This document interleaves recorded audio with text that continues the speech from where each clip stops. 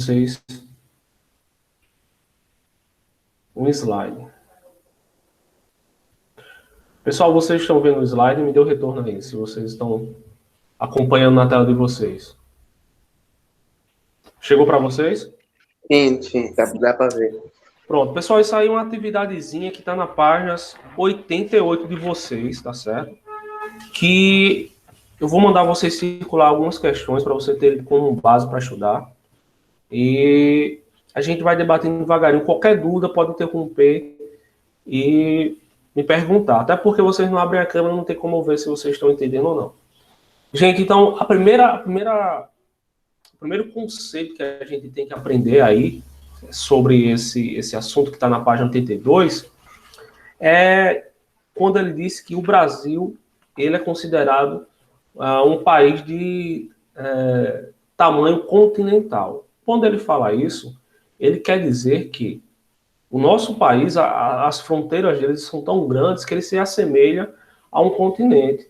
Nós somos o quinto país, o quinto maior país do mundo com relação à extensão de terras, ficando atrás ou também chegando próximo de continentes como a Oceania.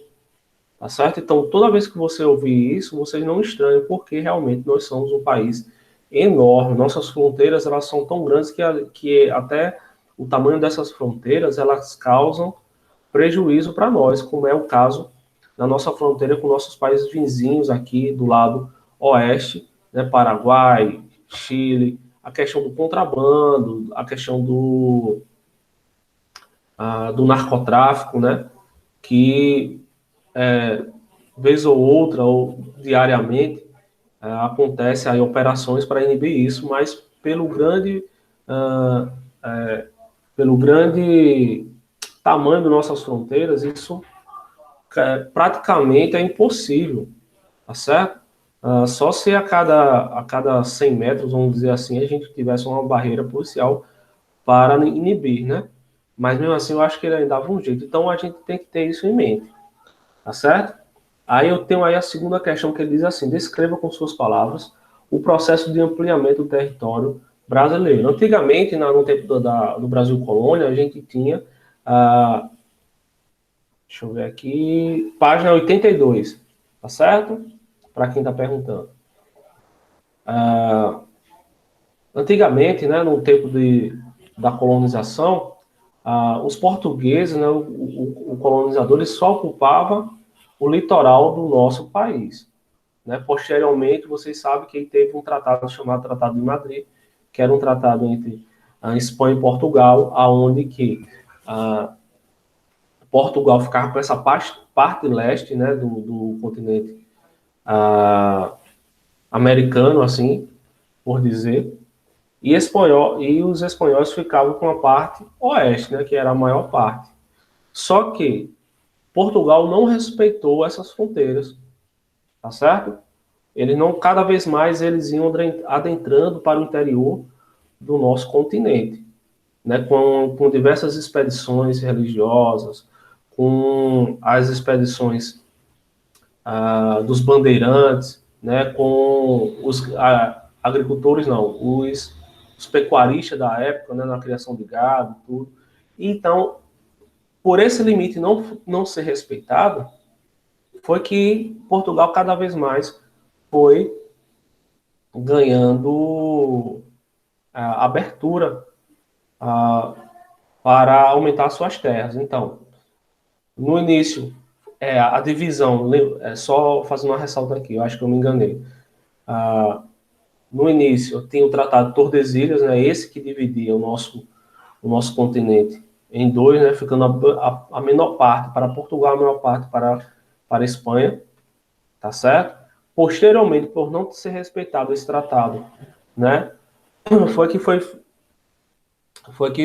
foi consolidado o Tratado de Madrid, tá certo? Onde Portugal conseguiu aumentar sua quantidade de terra, tá certo? Por ter já colonizado boa parte do nosso país, então fez esse tratado com Espanha, ganhando assim maior terra e posteriormente outros tratados vieram, como o Tratado de Petrópolis, aonde foi anexado a região do Acre ao Brasil aqui, o Brasil comprou, né, dos bolivianos. Então, toda vez que vocês falarem em expansão do território brasileiro, né, que aconteceu de um acordo entre Brasil e Bolívia, vocês vão lembrar do Tratado de Petrópolis, tá certo? Se vocês ouvirem falar do tempo da colonização, aí a gente vai lembrar de Tratado de Tordesilhas. Se vocês ouvirem falar do não cumprimento do Tratado de Tordesilhas, aumentando as fronteiras aí do território português aqui no nosso país, aí a gente está falando do Tratado de Madrid, tá certo? Então é importantíssimo a gente saber essa cronologia. Então, primeiro, Tratado de Tordesilhas, segundo, Tratado de Madrid, e aí os outros tratados subsequentes, como o Tratado de Madrid, como outros tratados, né, como o de Utrecht, e que anexou a região do Sul, e assim outros. Mas os três mais importantes que vão cair em avaliações, tanto do nosso colégio quanto dos outros, e também em processo seletivo de universidade, é esses três, né? Tratado Tordesilhas, Madrid e Petrópolis, certo? Alguma dúvida, pessoal, até aí? Gente, fala aí para mim, Geraldo, Yasmin, Cauã disse que não. Então,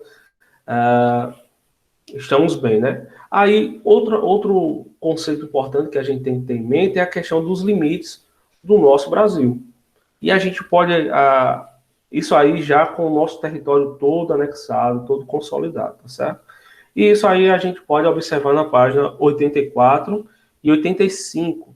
Na página 84, você pode circular todo esse segundo parágrafo, onde tem os limites norte, sul, oeste e leste. Tá certo? Começando pelo norte, o ponto mais ao norte do nosso país, ele está em Roraima, tá certo? No Monte Caburaí.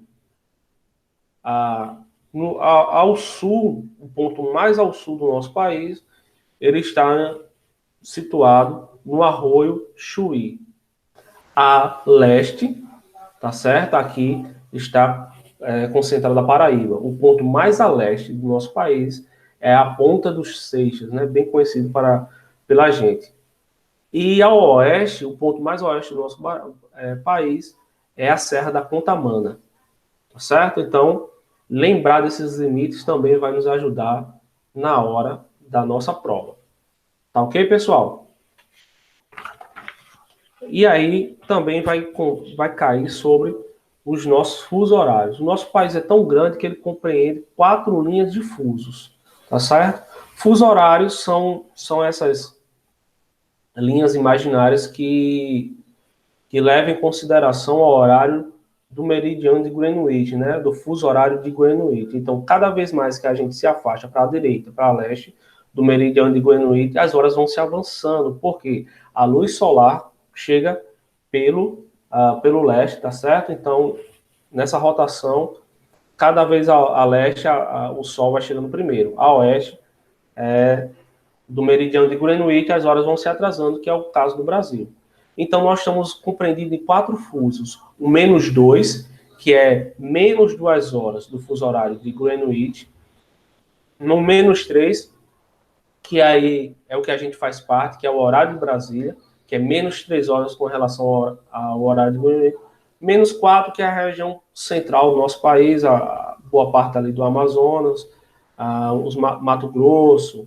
E, por fim, o -5, que é a região do Acre, tá certo? Então, -2 é a região de ilhas do nosso país, -3 é o horário de Brasília, -4, né, o fuso -4, é a região central do nosso país, e o -5 é a região do Acre.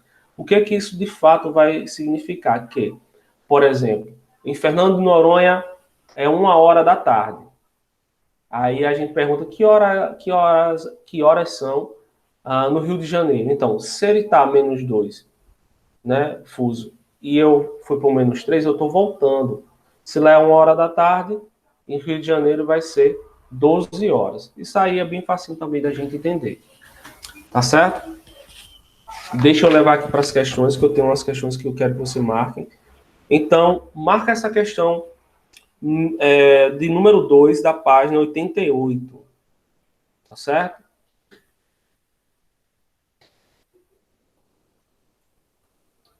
Página 88. Número 2, onde diz assim: descreva, está aí na tela de vocês, vocês podem me acompanhar também no livro de vocês. Descreva com suas palavras o processo de ampliação do território brasileiro. É aquilo que eu disse. O processo de ampliação do território brasileiro se deu com a não observação ou com o descumprimento do Tratado de Tordesilhas, aonde o Brasil ele avançou as terras no tempo espanholas, né? Não cumprindo o Tratado de Tordesilhas e assim posteriormente vindo aumentar ele no Tratado de Madrid. Circula essa questão aí, que ela é bem interessante. Questão 3 também, eu quero que vocês circulem, que diz assim, ó: segundo relatos históricos, qual foi o tratado assinado entre Brasil e Bolívia? Epa, quando eu ouvi falar em tratado entre Brasil e Bolívia, a não tem nenhum de vocês deve se ligar e já saber que eu estou falando do Tratado de Petrópolis. Tá bom? Então,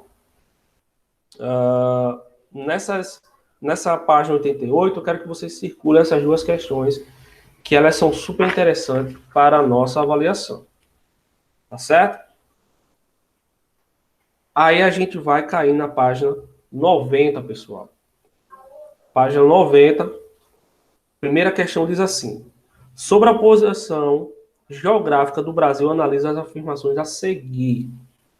Tá certo? Aí, proposição 1 diz assim: o território brasileiro está totalmente ao sul da linha do Equador. A questão está dizendo que o nosso território, o nosso país, está totalmente abaixo da linha do Equador. E isso não é verdade, porque a maior parte do nosso território está abaixo realmente da linha do Equador. Mas nós temos estados que ainda estão na parte norte, no hemisfério norte, onde a linha do Equador corta o nosso país e alguns estados ficam no hemisfério norte. Então, nós temos porções territoriais também no hemisfério norte. Tá certo? Então, proposição 1 está errada. Número 2. Os extremos do território do Brasil no sentido leste, ou seja, da direita para a esquerda, leste-oeste, são o Monte Caburaí, Roraima. Errado, a gente já nota que é errado, por quê? O Monte Caburaí, em Roraima, ele limita o norte, não o leste. Ok? Então, a gente já sabe que essa proposição está erradíssima. Questão 3. O Brasil pertence ao hemisfério ocidental. Corretíssimo. O hemisfério ocidental, né? O nosso planeta é cortado pela linha, pelo meridiano de Greenwich, dividindo entre leste e oeste. Leste eu posso falar também que o lado leste é a porção oriental, o lado oeste é a porção ocidental. Ou seja, nós estamos no ocidente, nós estamos na parte esquerda do planeta, na parte oeste do planeta. Tudo isso a gente pode atribuir ao continente americano e, subsequentemente, ao nosso país. Tá certo? 4, proposição 4 da questão 1, na página 90. O Trópico de Capricórnio corta o hemisfério brasileiro na posição sul. Corretíssimo. Tá certo? Boa parte do nosso país está aí na porção central do mundo, vamos dizer assim, né? na porção intertropical. Aí, mais abaixo da linha do Equador, nós temos o Trópico de Capricórnio, onde corta o nosso país ao sul, deixando uma parte dele na porção temperada, tá certo? Por isso que tem essa variação de temperatura e de clima na região sul. Então, até agora, 3 e 4, as proposições 3 e 4 estão corretas. A outra proposição 5. Cortado ao norte pelo Trópico de Câncer, está totalmente errado. O norte do nosso país, como eu já falei antes, é cortado pela linha do Equador. O Trópico de Câncer ele vai cortar os Estados Unidos, né, mais acima, aquela região da América do Norte. Então está muito longe da gente. Então, preposição 5 está errada, ficando aí a letra D, preposição 3 e 4, preposições certas. Então, circula também essa questão que é bem interessantezinha para a gente estudar, pessoal. Tá certo? Se até agora, aí eu lanço a pergunta para vocês, todo mundo está entendendo até agora? Tudo que eu falei, vocês já sabiam? Me diga aí, Isha, por favor. Só você. Se até agora tudo que eu falei você já sabia, ou se tem alguma coisa que você não tinha entendido antes. Vamos, Isha.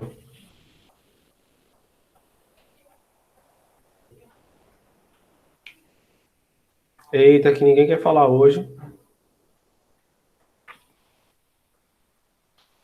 Vou ficar aqui esperando vocês, só terminar a aula quando vocês falarem. É o que, professor? Eu fui no banheiro ali rapidinho. Fala de novo aí, por favor. Não, estou perguntando se tudo que eu falei até agora vocês entenderam. Tem alguma coisa que vocês não sabiam, não estava explicado direitinho, vocês não tinham entendido. Será que agora tá perfeito? A Cauane já está dizendo aqui que já entendeu tudo. Eu entendi, professor. Entendeu? Olha só, se todo mundo entendeu até agora, se tudo que eu estou falando aqui vocês já sabiam, pode-se considerar que você já tem, no mínimo, 4 pontos aí da avaliação. Porque daqui eu já tirei 4 questões já, só desse assuntozinho aqui, falando sobre o nosso país. Então, na questão de número...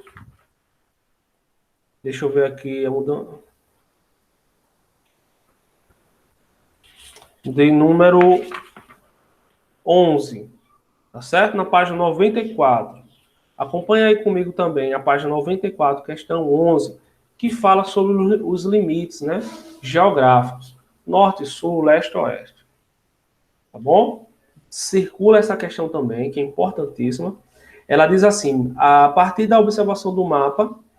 Deixa eu passar aqui, eu não estou nem passando, né?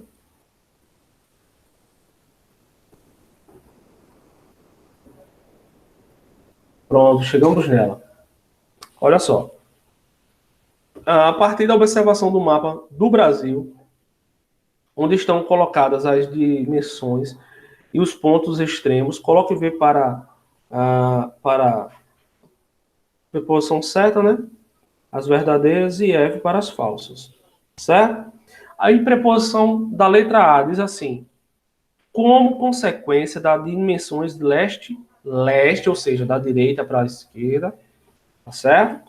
Leste e oeste, o Brasil apresenta apenas 2 fusos horários adiantados em relação ao meridiano de Greenwich. Gente, está totalmente errado.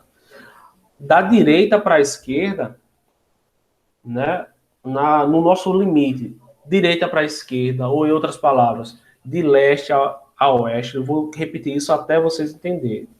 Leste para oeste é da direita para a esquerda, tá certo? Nesses limites aí, de leste a oeste, direita e esquerda, o nosso país ele é cortado por 4 fusos, né? 4 fusos entre aspas. Cortado mesmo, limite territorial mesmo, né? De terras, falando de terra mesmo, ele é cortado por 3. Mas anexados ao nosso território tem a ilha de Fernando de Noronha, né? As outras ilhas, São Pedro e São Paulo e tal. E que é mais um fuso, né? Mas faz parte do nosso território. Então, nosso país ele tem 4 fusos, né? 3 fusos que eles estão dentro do continente mesmo, dentro do nosso território mesmo, e um fuso fora, que é a região de ilhas, tá certo? Então, eu quero que vocês fixem na mente de vocês, o Brasil tem 4 fusos horários, e eles estão adiantados ou atrasados com relação ao meridiano de Greenwich? Atrasados, porque nós estamos do lado esquerdo, nós estamos a oeste, então tudo que está a oeste está atrasado, tudo que está a leste está adiantado, né? Quer dizer que enquanto aqui é noite, lá no Japão, que está a leste, é dia. Quando lá é dia, aqui é noite, e assim sucessivamente. Então, a letra A está falsa. Letra B. No que diz respeito à linha do Equador, o território brasileiro possui terras do hemisfério norte e sul. Olha só. No que diz respeito à linha do Equador, ou seja, por onde ela passa no nosso território, ela divide o nosso país entre norte e sul? Sim, eu acabei de disse anteriormente, né? A maior parte está no sul, mas nós temos território também na porção norte. Então, Vzinho aí na letra B, tá certo? Letra C, o ponto extremo setentrional do Brasil está localizado na região norte. O ponto extremo setentrional, ou seja, ao norte do Brasil, está localizado na região norte. O que é que essa questão está dizendo? O ponto mais ao norte do Brasil está no norte? Lógico, né? Então, vê também. Setentrional também é conhecido como norte, tá certo? O ponto, aí a letra D. O ponto extremo meridional, ou seja, sul, tá certo? Sul eu também posso falar como meridional, do Brasil está localizado na ponta dos Seixas. Errado. O ponto sul está localizado lá no Arroio Oxuí. E a ponta dos Seixas está localizado no leste. Tá bom? Então, falso. Circula essa questãozinha que ela é boa. Tá certo? Se não cair dessa forma, vai cair de outra para vocês marcarem. Tá certo? Gente, até agora, alguma dúvida? Hein, pessoal? Não. Sabrina, que página, Sabrina? Página, agora nós vamos para as páginas 98. 98, Sabrina, tá certo? Gente, aí, esse é o assuntozinho sobre Brasil, o nosso país, que todo mundo deveria saber um pouco, né? Pelo menos o básico. Pessoal, vocês estão vendo aí na tela de vocês, novamente, outro slide. Sabendo? Sim? Sim. Legal. Olha só, agora a gente vai falar sobre povos indígenas, tá certo? Outro assuntozinho que vai cair na nossa prova, tá bom? De início aqui, eu vou falar de como é que esses povos eles chegaram, né? As teorias que dizem como esses povos chegaram. Eu tenho três teorias básicas.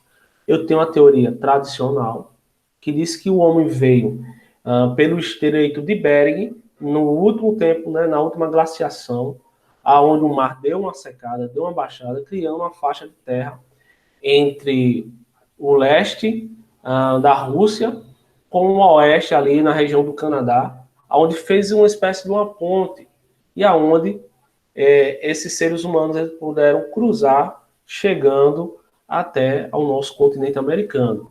Para deixar vocês situados, essa regiãozinha aqui, ó, tá certo? Então, aqui é quando eu falo da região da teoria tradicional, tá certo? Onde na última glaciação, nesse estreito aqui chamado Estreito de Bering, tá certo? O mar, ele deu uma baixada, deu uma recuada, e isso a gente consegue ver nas cartas náuticas, né? Que aquela região ali, ela tem um surgimento maior, mas que depois que passou essa glaciação, o mar tomou conta de novo, né? E vindo a ser inundado novamente. Então, retomando aqui, na última glaciação, o mar deu uma baixada e aqui criou um certo tipo de ponto. Vocês estão vendo a setinha aqui do meu cursor aqui? Hein, pessoal? Sim. Sim? Legal. Então, essa região aqui foi onde o homem atravessou, chegando ao continente americano e assim povoando o restante do nosso continente. Essa é a teoria hoje mais aceita, tá bom? Ela data cerca de 20 mil anos atrás.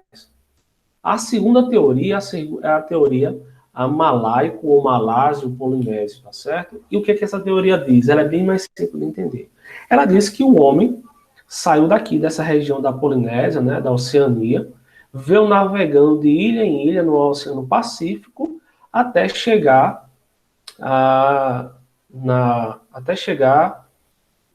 no continente sul-americano. Tem até um filmezinho interessante na Prime Video. Eu vou ver se eu consigo o link e posto para vocês ainda hoje à tarde. Eu faço isso e posto para vocês, né, ter uma noçãozinha como é que teria se dado essa travessia, tá bom? Então, essa é a teoria malaico-polinésia, a segunda teoria mais aceita, tá bom? Então, há cerca de 10 mil anos atrás isso. E por fim, eu tenho uma teoria que ela não é tão aceita assim, mas é uma teoria, né, embasada e difundida por cientistas brasileiros, amplamente assim, né, por cientistas, principalmente por cientistas brasileiros. Aí eu destaco a Niede Guidon, que é essa senhora aqui, ó, bem respeitada no mundo científico, e o nosso Walter Naves, tá certo? Que é outro cientista também brasileiro, aí, arqueólogo. Então, essa teoria é a teoria autóctone, que diz que o homem, o ser primitivo, né, americano, ele nasceu aqui mesmo, na América do Sul, e especificamente no nosso país. Niede Guidon, lá na Serra da Capivara, no Piauí, no Parque da Pedra Furada, ela encontrou datações, né, cerca de pinturas rupestres e restos de fogueiras, né, que datavam cerca de 35 a 50 mil anos. Então, como é que a teoria tradicional diz que o homem ele cruzou, fez essa travessia, né, do leste, lá da Rússia, entrando para o continente americano, cerca de 20 mil anos, se a Niede Guidon achou vestígios que existia vida aqui há 50 mil anos, né? E o Walter, lá em Minas Gerais, ele encontrou o fóssil mais antigo humano do nosso continente. Ou seja, o fóssil mais antigo humano encontrado no continente americano foi encontrado aqui no Brasil. Ou seja, a gente não tá muito por baixo desse cientista aí não, que é a nossa chamada Luzia, tá certo? Então, essa é a teoria autóctone, que eu vou também colocar aqui no grupo, do nosso grupo do WhatsApp, a aulinha que eu dei especificamente sobre eles. Então, hoje, né, como revisão, a gente tem que entender que como é que se deu a origem do homem na América, né, no continente americano, por 3 teorias. Teoria tradicional, que o homem veio pelo Estreito de Bering. Teoria malaico-malásio-polinésio, que o homem veio atravessando o Oceano Pacífico, cruzando de ilha em ilha até chegar à América do Sul. E o terceiro, a teoria autóctone, que é essa que o homem já nasceu aqui, já foi existente aqui, tá certo? Como eu coloquei aí, o homem teria surgido no próprio continente americano, né, como se ele tivesse brotado, como se ele fosse uma fruta, um legume que nasce da terra, certo? E agora a gente chega, desculpa, especificamente na população indígena, né? Algo importante que eu quero que vocês coloquem na cabecinha de vocês é que isso passa despercebido para as outras pessoas que não estudam geografia, mas a gente que tem um conhecimento geográfico, a gente tem que estar embasado nisso. Então, eu tenho que entender que antes da colonização já existia habitantes aqui. E não era um grupinho ou outro, não, gente. Era cerca de 1.400 nações indígenas vivendo aqui, né? E essa nação ela era altamente organizada, tendo cerca de 1.300 línguas, dialetos entre eles. E elas caçavam, elas pescavam, elas já faziam agricultura, já instalavam-se num sistema, né, social complexo. Não é porque eles eram indígenas, não era porque que eles tinham algumas tecnologias atrasadas com relação ao homem europeu, que eles eram inferior, não. Porque eles tinham leis, eles tinham suas religiões, tá certo? Então, tudo isso tem que estar na cabeça de vocês para a nossa avaliação. A maior parte dos índios, das tribos indígenas, apresentavam uma relação baseada nas regras sociais. Olha aí, eles tinham leis política, tanto político, né, tanto de boa convivência, vamos dizer assim, como religiosas, tá certo? Aí a gente destaca a sociedade indígena, que era dividida basicamente entre homens e mulheres. Não tinha maior ou menor, né? O homem ele era responsável pela caça, pela pesca e a proteção da aldeia. Já a mulher, ela era responsável por cuidar da casa, cuidar da lavoura, da colheita e também o cuidado dos curumins, que eram as crianças indígenas. Então, era uma sociedade igualitária, não existia traição, não existia ganância, tudo era coletivo, então não existia propriedade privada, não existiam cercas, né?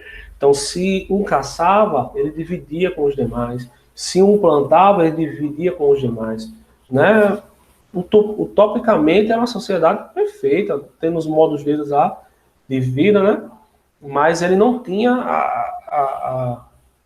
a ganância, né? E a maldade vindo do homem branco. Isso foi entrando neles com o passar do tempo, certo? Estou indo rapidinho que já está quase no fim. Vocês ainda têm aula do professor Tel. E o choque de cultura. Quando o homem branco se encontrou com o índio, esse encontro foi um encontro curioso, porque os dois ficaram impressionados uns com os outros, né? O europeu vendo aqueles homens todos nus, né? Com trajes de penas todo colorido, todos com os corpos pintados, né? Furado com ossos nas suas cartilagens. Já o índio viu o homem branco vestido, né? Com tecidos, com seus corpos peludos, com barbas, tudo. Isso era algo novo para eles, né? A pele desbotada, a pele branca, né? Então, esse primeiro contato foi um contato saudável, né? Depois foi que a maldade foi entrando. Por quê? Eles eram enganados com facões, né? O homem branco enganava o índio para fazer suas tarefas, seus trabalhos, né? Com facão, com espelhinho, com um pedaço de tecido. E quando ele não se sujeitava a isso, muitos deles não se sujeitavam, eles eram obrigados e aí chegavam até a morte. Tá certo? Aí eu coloquei aí, desse modo o nativo brasileiro perdeu progressivamente sua cultura, passando a viver como uma criatura do europeu, né? Como se fosse uma criatura domesticada. Ele fazia o que o europeu mandava. Submetendo-se aos valores cristãos ocidentais. Se não submetesse a isso, eles seriam escravizados ou mesmo exterminados, como muitos foram. Ok? Aí eu tenho as terras indígenas. Hoje as terras indígenas elas sofrem grande pressão, né, do entorno delas, seja por poceiros, agricultores, criadores de gado, madeireiros e caçadores. Todo mundo de olhos, né, nas terras indígenas e até grandes empresas, porque as terras indígenas, muitas delas têm um valor econômico muito grande, tá certo? Então, cada vez mais essas sociedades indígenas estão sendo sufocadas, tá certo? E a gente tem espalhado algumas concentrações aí, mas nada considerado que um dia nós éramos como totalidade, né? O indígena era a totalidade no nosso país, hoje é minoria da minoria da minoria. Se a gente pensar nisso, a cabeça da gente buga, porque eles eram milhões, né? E hoje eles são nem milhares, aliás, são milhares, né? Uma disparidade muito grande. E aí, segundo a FUNAI, restam apenas 817 mil. Aí eu estou falando nativo, né? Nativo mesmo que moram lá na aldeia, mas aquelas pessoas que se consideram índios, né? Têm descendências indígenas, ou mesmo os indígenas que saíram da aldeia e foram para a cidade, beira aí os 900, tá certo? E essa foi nossa revisãozinha de hoje, pessoal. Alguma dúvida até agora? Não. Não, né? Não, não. Tá bem entendido aí?